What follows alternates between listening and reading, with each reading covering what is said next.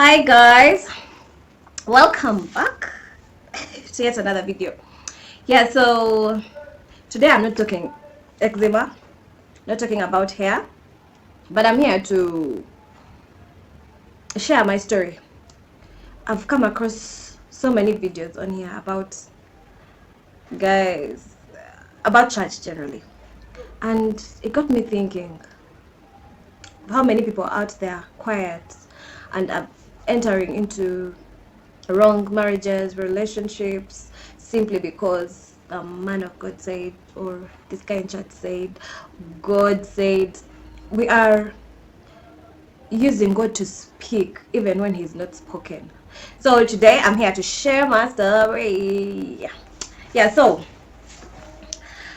this goes back, way back to, I think, 2000, 2009. Okay, no, around 2008. There's this friend of mine that took me to her church. Yes, I grew up in church, but along the way, yeah. So when I was at my first job, I met a friend. I met someone who became a friend. So we used to go out, we used to hang. I used to hang with her. Then this one time she tells me, "Oh, by the way, uh, I have to lead praise tomorrow, so I have to go home early." I'm like, what?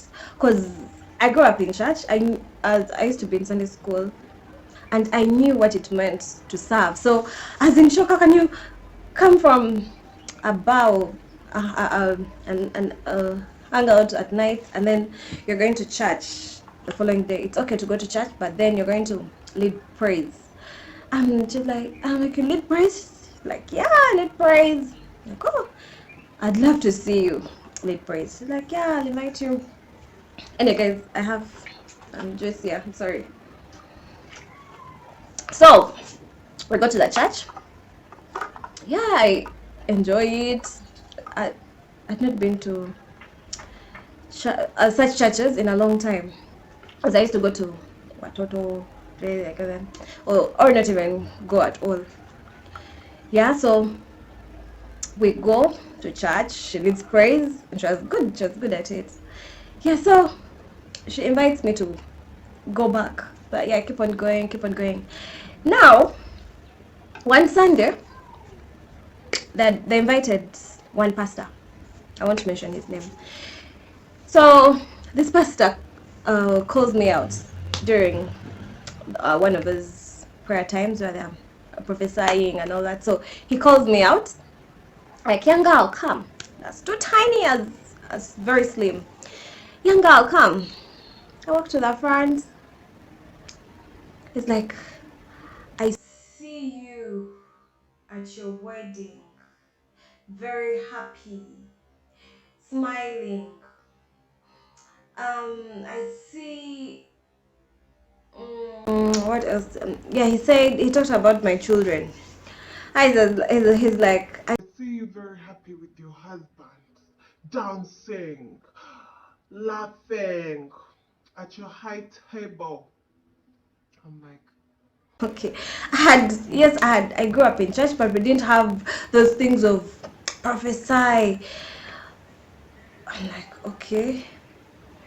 I see your children. You're going to have three children. One, a pastor. One will be a worshiper. One, I don't remember the third one. I'm like, okay. It is not bad to prophesy. So anyway, he's done prophesying. I go back and sit. Now this is where it gets interesting or annoying. So after the service, there was always this group of people.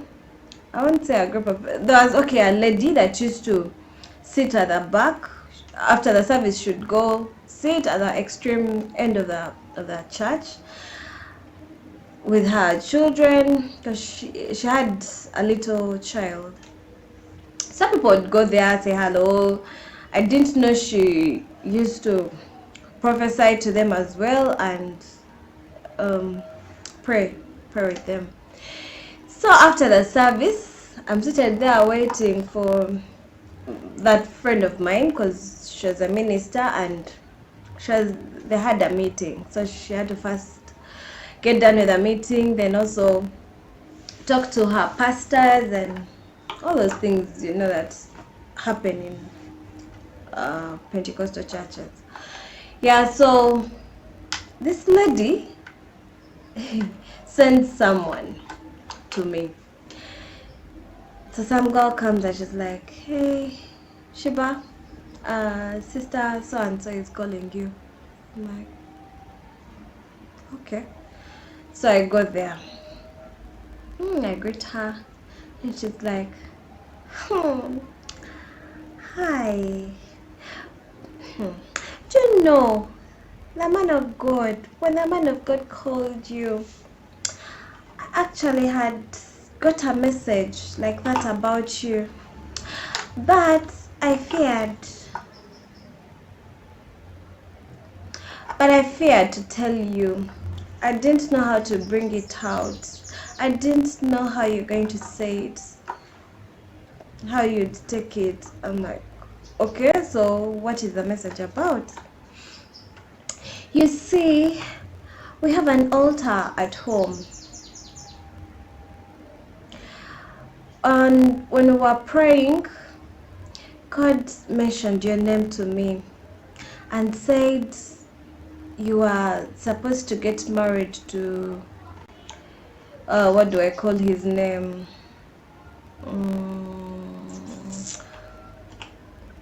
Okay, let me say John. I'm supposed to get married to brother John. I'm like,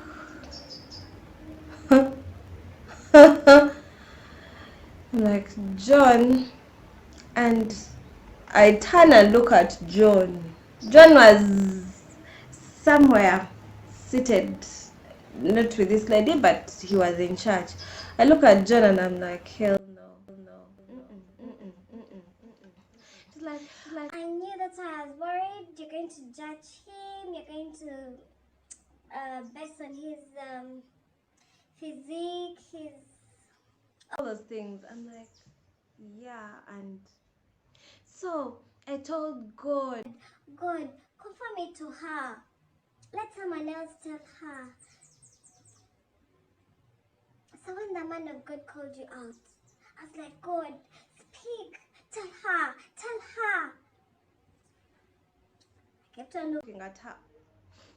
So she's like, please. think about it. Pray about it. I'm like, okay. And Like I told you, I had never been in a mix of something like that. So I go back. I tell my friend, I'm like, this chick said this and this. So she kept on teasing me about it. She's like, brother John. I'm like, hell no. So this person started, all the time she would see me, it's all she would talk about. This dream, that dream, this and that. So this one day, this guy calls me. It's like, Shiba, I think it was after church. He meets me, like, Shiba, I've been getting these terrible dreams. God has been also speaking to me, and it's really frustrating me. So I'm like, and what is he saying? It's like, you're supposed to be my wife. I'm like, and why isn't this God talking to me? Why isn't he telling me? So it's like, you see, you're not as prayerful as we are. You would not understand even when he spoke. You have to be deep in prayer. You have to just speak in tongues, Sister Shiba. Like, no, I don't. You see, that's why you need to be around people that pray, people that know how to pray. Like, okay. So now, Monday, this lady calls me. I don't even remember how she got my number. I guess maybe through my friend or. And she calls me. She's like, "Please, we always have altars at home, prayer altars at home. Is it every evening or it was once a week? And I don't remember." So as I was begging you, please. She was like, "Stay home, mom." So she was like, "I'm begging you to please come and join us. I want you to hear this from God. Let it come from God's mouth as we're in prayer. You know, we don't have enough privacy at church, so I want you to come home." Sorry, I got distracted.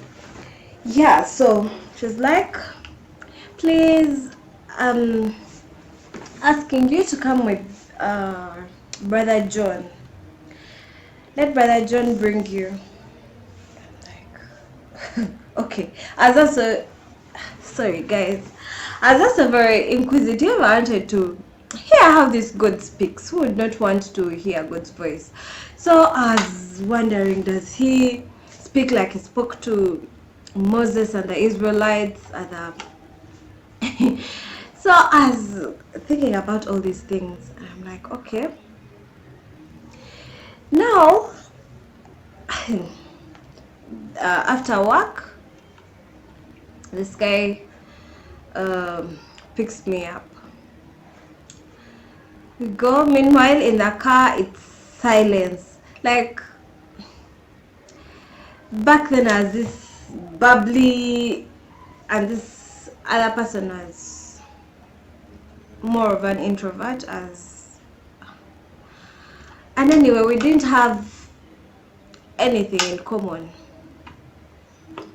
So anyway, that wasn't a problem. So we got to this place. We start praying. These guys are praying. Guys, so in the middle of prayer, I'm waiting to hear God. This guy falls. He rose, because anyway, we were seated. He rose down. I'm like, okay, maybe demons, he has demons or something. So this lady starts telling us, Call him out, call him back. He's good. Please don't take him. Don't punish him. Don't kill him. I'm watching, I'm like, what's this? "Don't kill him! Don't! God! Sheba, call him out! Don't let this man die because of your disobedience." I'm like, okay. "God, we know when someone disobeys, they die.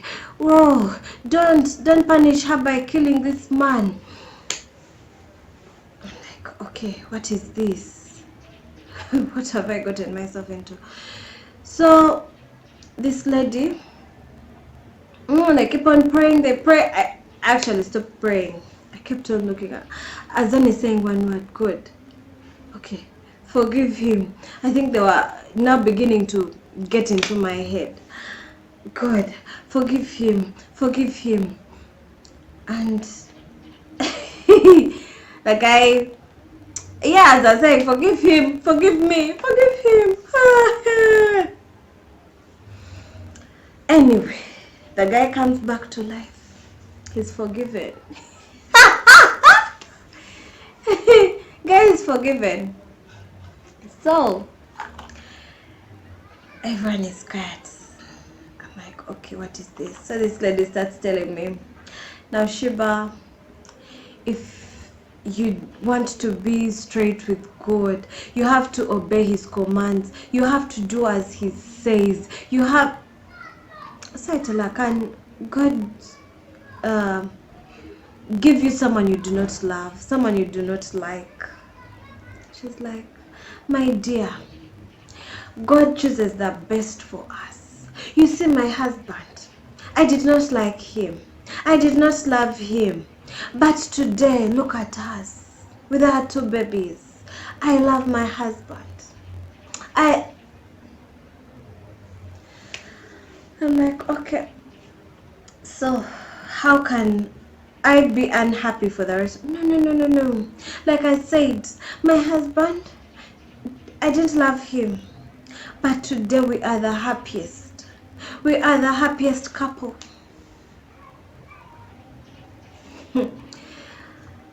So you should continue coming for prayers. We pray with you, and God will instill that love within you. I'm like, okay, I'll be coming.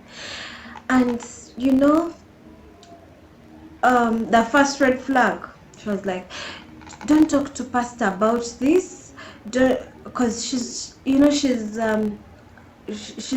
a complicated person. Remember, I was new in this church. I didn't know much about the pastor, and I'm not this person that will go to the pastor and then want to be friends. Okay, yes, I can do that, but I choose it takes me time to make friends with people.